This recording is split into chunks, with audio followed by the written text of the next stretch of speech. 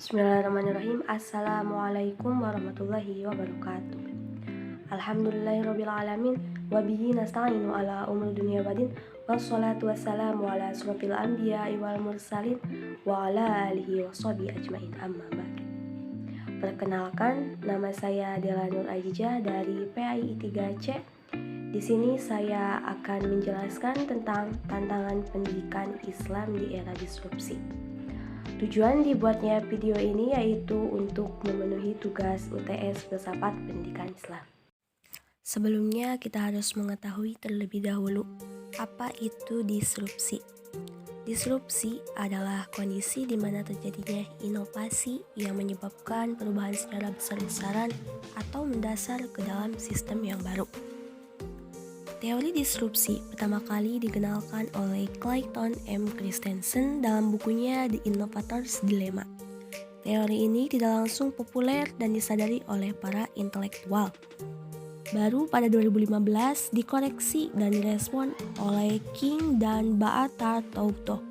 Teori ini kemudian diperkuat Francis Fukuyama yang menerbitkan The Great Disruption, yaitu Human Nature and the Reconstitution of Social Order, yang mana dengan pandangan ilmu sosial dalam menganalisis perubahan masyarakat menjelang akhir abad ke-20. Pada awal diperkenalkan teori disrupsi lebih kepada persaingan pada dunia bisnis yang mengerucut pada inovasi. Kajian tentang disrupsi lebih universal, karena disrupsi tidak hanya sekedar perubahan, tetapi perubahan besar yang mengubah tatanan. Ada dua karakteristik penting dari disrupsi. Pertama, perubahan itu sangat mendasar terkait dengan model suatu lembaga atau institusi. Kedua, disrupsi selalu bermula pada pasar bawah dengan menawarkan harga yang jauh lebih murah karena awalnya melayani pasar bawah. Teori disrupsi pada dasarnya tidak dikaitkan langsung pada teknologi dan digitalisasi. Namun, para ahli seperti Faul Paez meyakini bahwa dunia digital mempercepat proses disrupsi. Menurut Renald Casali dalam bukunya Disruption, jika menerjemahkan disruption dengan arti pengganggu, pengacau, atau biang kerok, dan apabila dihubungkan dengan kata digital, maka artinya adalah sesuatu yang datang setelah era digital dan mengganggu kestabilan bisnis yang tidak menggunakan internet dan teknologi digital sebagai nilai tambahnya. Disruption juga dapat diartikan sebagai sebuah inovasi, merubah seluruh sistem lama dengan cara-cara baru. Ia memungkinkan untuk menggantikan teknologi lama dengan teknologi baru dengan sistem digitalisasi dengan peningkatan efisiensi dan efektif.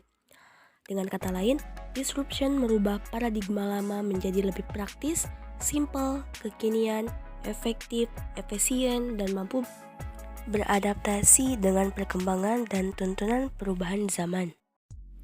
Dalam kajian lain, era disrupsi semakin cepat terjadi karena hadirnya evolusi industri 4.0 yang mana ini menjadi tantangan sekaligus peluang. Menurut Khairul Tanjung, saat ini kita mengalami dua disrupsi yang luar biasa, yaitu bidang teknologi karena revolusi industri 4.0 dan gaya hidup karena adanya perubahan generasi yang menyebabkan perubahan gaya hidup. Beliau menyebutkan perubahan terjadi begitu cepat akibat disrupsi. Menurut Abdul Malik Fajar, terdapat 3 tantangan yang dihadapi pada saat ini. Yang pertama, bagaimana mempertahankan dari serangan krisis dan apa yang kita capai jangan sampai hilang. Yang kedua, kita berada dalam suasana global pendidikan. Menurutnya, kompetisi adalah suatu yang niscaya, baik kompetisi dalam skala regional, nasional, ataupun internasional. Yang ketiga, melakukan perubahan dan penyesuaian sistem pendidikan nasional yang mendukung proses pendidikan yang lebih demokratis, memperhatikan keberagaman, kebutuhan, atau keadaan daerah dan peserta didik, serta mendorong peningkatan partisipasi masyarakat. Selain itu, kurangnya ketersediaannya sumber daya manusia yang memadai dalam memiliki kompetensi dalam dunia pendidikan, guru, dosen, atau yang lainnya karena pendidik zaman sekarang masih gaptek. Terdapat sejumlah permasalahan yang harus dihadapi oleh guru dalam pendidikan agama Islam. Yang pertama, pengelolaan pendidikan Islam di masa lampau yang memberikan penekanan yang berlebihan pada dimensi kognitif dan mengabaikan dimensi lainnya. Yang kedua, di masa lalu, pendidikan bersifat sentralistik. Oleh karena itu, guru pendidikan agama Islam harus mampu menghadapi tantangan-tantangan yang akan dihadapi tersebut. Ada 5 strategi pendidikan Islam di era disrupsi. Yang pertama yang bisa dilakukan adalah meningkatkan spiritual imun mahasiswa. Dengan memberikan motivasi kepada mahasiswa, melakukan komunikasi, dan memberikan bimbingan konseling. Kedua, peningkatan etos belajar. Ketiga, perlunya penguatan literasi digital. Keempat, pembentukan karakter baik. Yang kelima, peningkatan pengetahuan dan kemampuan di bidang teknologi. Strategi Pendidikan Islam pada lingkup Direktorat Jenderal Pendidikan Islam dilaksanakan melalui 5 kegiatan prioritas, yaitu 1.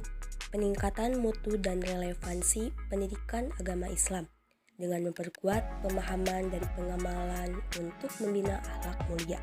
2. Meningkatkan mutu sumber daya dengan peningkatan kompetensi.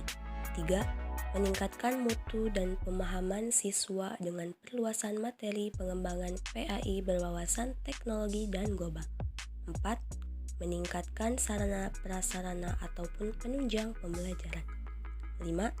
Peningkatan akses dan pemerataan pendidikan, khususnya pendidikan Islam, sehingga jangkauan mudah dan efektif. Dari pemaparan data di atas, peneliti menyimpulkan dan menganalisis bahwa strategi pendidikan Islam di era disrupsi yaitu 1. Pengembangan dan peningkatan kualitas sumber daya manusia. Hal ini sangat relevan dengan persaingan yang begitu kompetitif, maka perlu peningkatan kualitas, baik teknis maupun non-teknis. Kompetensi yang harus dimiliki di era disrupsi yaitu